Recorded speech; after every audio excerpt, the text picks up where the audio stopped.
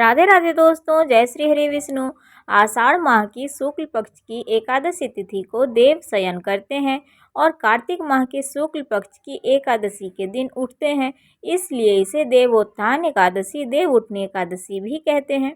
राधे राधे दोस्तों, कैसे हैं आप सभी। उम्मीद करते हैं आप सभी एकदम बढ़िया होंगे, मज़े में होंगे और खुश होंगे और भगवान विष्णु की कृपा आप सभी पर हमेशा बनी रहे दोस्तों। और भगवान विष्णु की योग निद्रा में जाने का कारण चलिए जानते हैं कि भगवान विष्णु योग निद्रा में 4 महीने के लिए क्यों जाते हैं।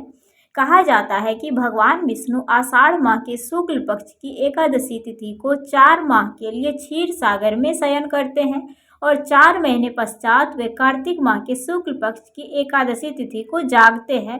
विष्णु जी के शयन काल के 4 माह में विवाह आदि अनेक मांगलिक कार्य आयोजन निषेध है। हरि के जागने के पश्चात यानी भगवान विष्णु के जागने के बाद ही सभी मांगलिक कार्य शुरू किए जाते हैं।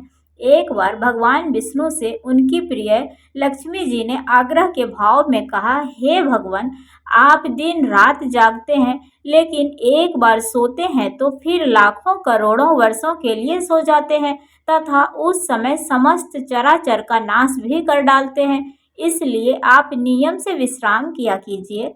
आपके ऐसा करने से मुझे भी कुछ समय का आराम मिलेगा। लक्ष्मी जी की यह बातों को सुनकर भगवान को उचित लगी। उन्होंने कहा कि तुम ठीक कहती हो, मेरे जागने से सभी देवों और खास करके तुम्हें कष्ट होता है। तुम्हें मेरी सेवा से वक्त नहीं मिलता, इसलिए मैं आज से हर वर्ष 4 मास वर्षा ऋतु में शयन किया करूँगा। मेरी यह निद्रा अल्प निद्रा और पर्यायकालीन महानिद्रा कहलाएगी। यह मेरी अल्प निद्रा मेरे भक्तों के लिए परम मंगलकारी रहेगी। इस दौरान जो भी भक्त मेरे शयन की भावना कर मेरी सेवा करेंगे, मैं उनके घर में तुम्हारे समेत हमेशा निवास करूँगा। तो चलिए सुनते हैं एकादशी व्रत की कथा। एक राजा था, उसके राज्य में प्रजा सुखी थी। एकादशी को कोई भी अन्न नहीं बेचता था, सभी फलाहार करते थे। एक बार भगवान ने राजा की परीक्षा लेनी चाहिए। भगवान ने एक सुंदरी का रूप धारण किया तथा सड़क पर बैठ गए।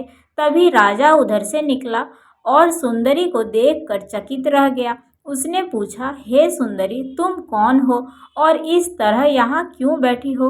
तब सुंदर स्त्री बने भगवान बोले, मैं निराश्रिता हूँ, नगर में मेरा कोई जाना पहचाना नहीं है, मैं किससे सहायता मांगू। राजा उसके रूप पर मोहित हो गया था। वह बोला, तुम मेरे महल में चलकर रानी बनकर रहो। सुंदरी बोली, मैं तुम्हारी बात मानूंगी, पर तुम्हें राज्य का अधिकार मुझे सौंपना होगा।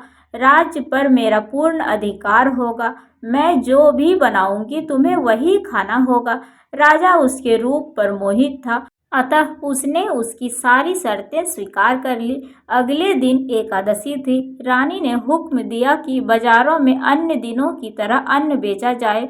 उसने घर में मांस मछली आदि पकवाए तथा परोस कर राजा से खाने के लिए भी कहा।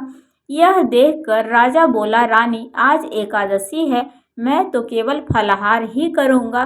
तब रानी ने शर्त की याद दिलाई और बोली, या तो खाना खाओ, नहीं तो मैं तुम्हारे बड़े राजकुमार का सिर काट लूँगी।